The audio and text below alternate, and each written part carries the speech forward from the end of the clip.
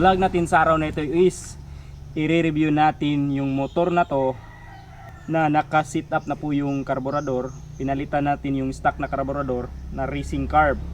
Kihin po yung brand.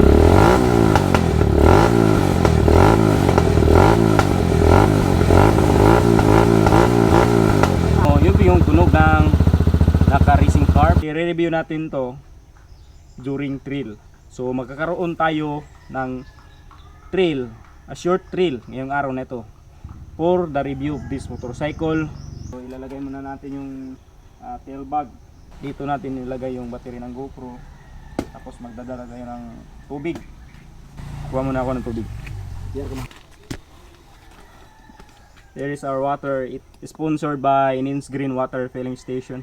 Ang init ng panahon. Lagay natin dito. Yung motor na to is bago yung clutch spring, bago din yung clutch lining, at saka pinalitan din natin ng bagong carb, which is the racing carb Kihin brand. Yung stock wala na yun. So tapos naka-rebore na po yung bore natin, rebore 25. So let's go. Sound check.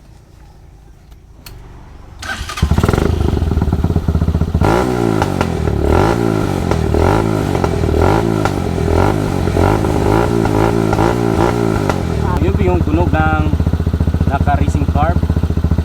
So subukan natin yung lakas ng MSX 150 SR sa trail. Let's go! Samahan niyo ako sa aking vlog. Sisiguraduhin kong maging sulit po yung vlog na to. Ito na! Lalaroin natin to. Dadaan tayo dito, pre!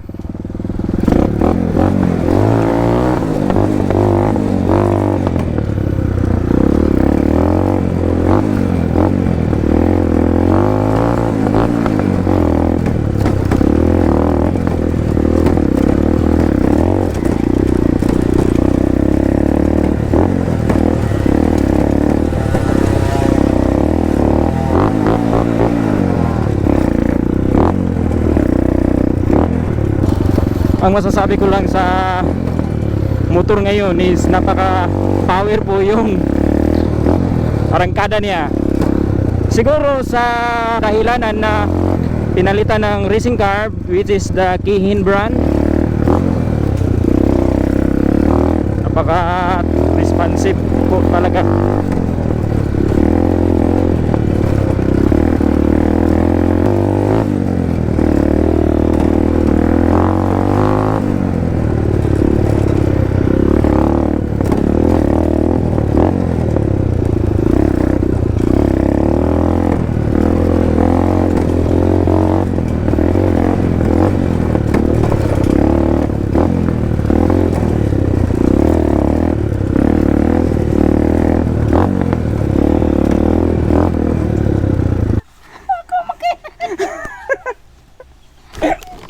Hindi niya ako kilala kasi naka-helmet eh.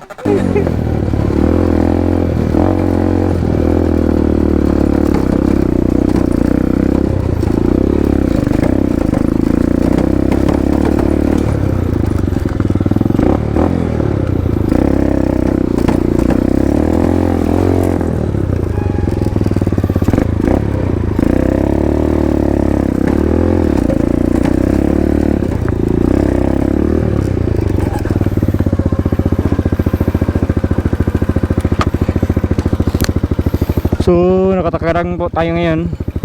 Pupuntahan natin yung old house ng lolo ko.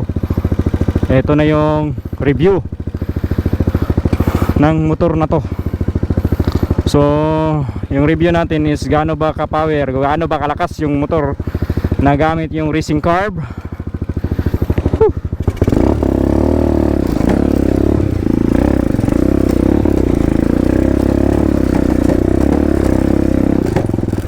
Mag-isa lang po tayo.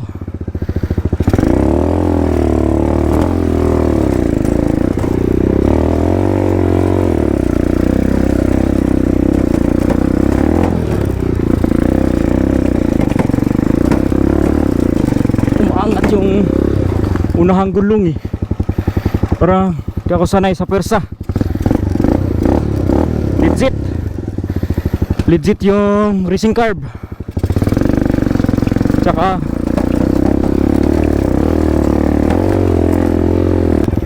nakakatakot yung Primera.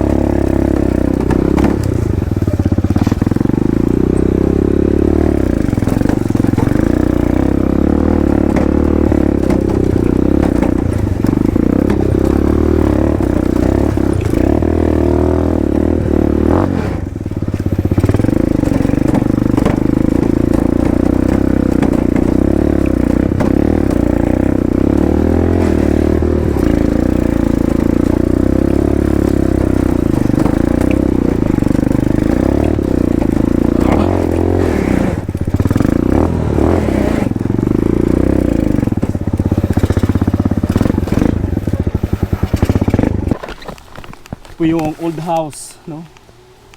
Yan, old house ni Lolo Marcelino. Wala pong tao dito eh.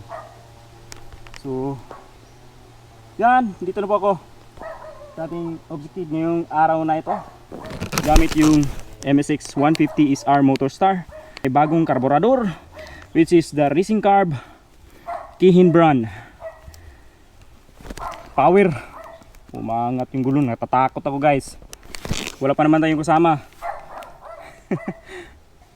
Sulit yung review. Bang tao. Power. Hindi ko na alam kung saan ako bababa ngayon. Siguro babalik na lang ako dun.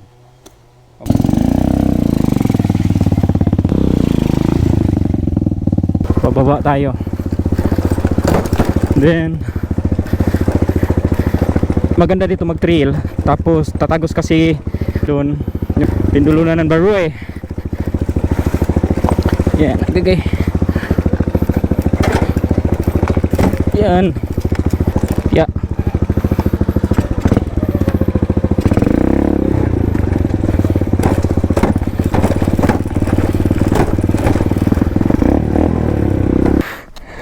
Kaila ato bingoy, dili man ko kaila nang mag-ingon ana. Oh. Lang di mo siya ga. Ano man. Sa pasagan magdagan ni. Mo gani siya.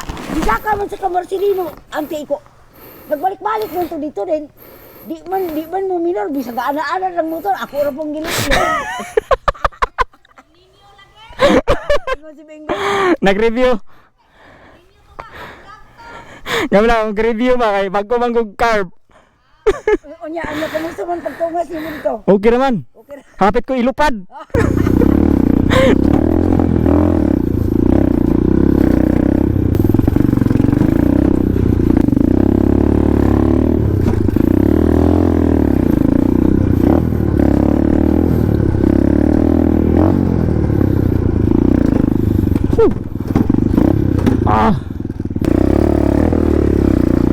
Tagos pala dito, boss. Ayos! Woo!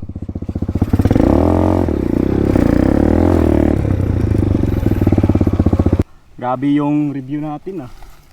Sulit na sulit. Mula doon is tatagos pala tayo dito. Tatagos tayo dito. Mula doon sa banda doon, yung dinaanan ko. Ito yung daanan papuntang Barangay Dalama at saka ito rin yung daan papuntang Pindulunan Baroe. So kung sino yung mag-trail, yan, may bago tayong daan. Hindi tayo dadaan sa kalsada na sementado. Sa off-road tayo. Kita ko sa inyo. It is a Racing Carb Kihin brand. Pinalitan natin ng bagong piston ring at saka piston, tapos pinaribor din natin. Bago din yung clutch lining at saka clutch spring. Yan po yung nabago sa motor na to. Sulit po yung review natin. doon papunta doon sa bahay ni Lolo Marcelino, laging umaangat po yung harapan na gulong pag naka-primera. Grabe power talaga. Ko po ganong control yung makina ng motor. So isasanay ko muna yung sarili ko sa pagdala ng motor na to, sa pag-drive ng motor na to para sa inyo, mga solid kong viewers, subscriber. Yan, thanks for watching. Ito po yung vlog natin sa araw na ito. Bye bye, God bless. Don't forget to subscribe my YouTube channel, guys. Oh, it's it. Nakakauhaw, inom muna tayo. Is sponsored by Nins Green Water Refilling Station. Titikman natin kung gaano kasarap yung tubig ng Nins Green Water Refilling Station.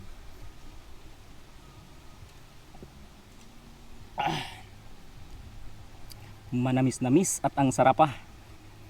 Try niyo. Sarap.